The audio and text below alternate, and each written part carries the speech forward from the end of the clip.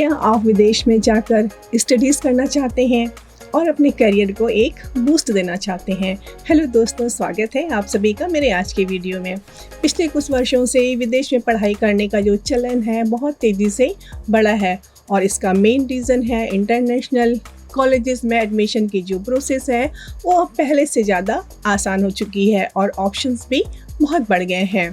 देखिए, विदेश यानी अब्रॉड में स्टडीज़ करने के लिए जब आप रेडी होते हैं तो अप्लाई करने से पहले आपको कुछ इम्पॉर्टेंट एग्ज़ाम देने कंपलसरी होते हैं, क्योंकि इन एग्ज़ाम्स के ज़रिए न केवल स्टूडेंट की इंग्लिश लैंग्वेज में जो उनकी प्रोफिशेंसी है उसको देखा जाता है, जांचा जाता है, बल्कि सब्जेक्ट में उनके कमांड को भी देखा जाता है। इसलिए आपको ये एग्ज़ाम देने कंपलसरी होते हैं।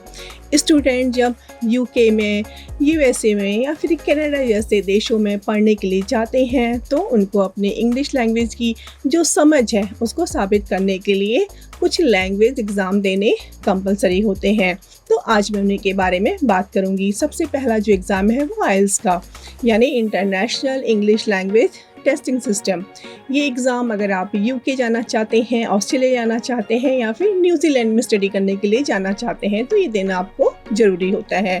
दूसरा एग्ज़ाम है टॉफेल का यानी test of English as a foreign language. ये एग्ज़ाम विशेष रूप से अगर आप अमेरिका जाना चाहते हैं, कनाडा जाकर स्टडी करना चाहते हैं तो ये एग्ज़ाम देना आपके लिए ज़रूरी होता है।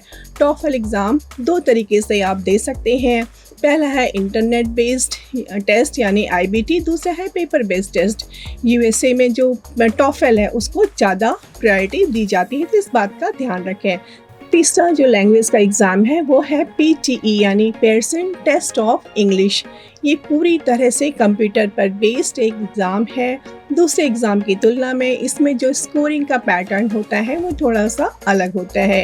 ये एग्ज़ाम रोज़मर्रा की जो इंग्लिश होती है उस पर ज़्यादा फोकस करता है। जो PTE एग्ज़ाम है ऑस्ट्रेलिया, USA और कुछ अन्य देशों में भी मान्य है। चौथे एग्ज़ाम की मैं बात करूंगी वो है Duolingo English test. Duolingo English test अभी हाल में ही शुरू हुआ है और अब तक 4500 से ज़्यादा इंस्टीट्यूट में ये मान्य है। डुओलिंगो टेस्ट स्टूडेंट की रीडिंग, राइटिंग, लिसनिंग और स्पीकिंग इन चारों स्किल्स का मूल्यांकन करती है। तो ये एग्ज़ाम विशेष रूप से अगर आप USA जाना चाहते हैं या फिर कनाडा में स्टडी करने के लिए जाना चाहते हैं तो आप डुओलिंगो एग्ज़ाम दे सकते हैं।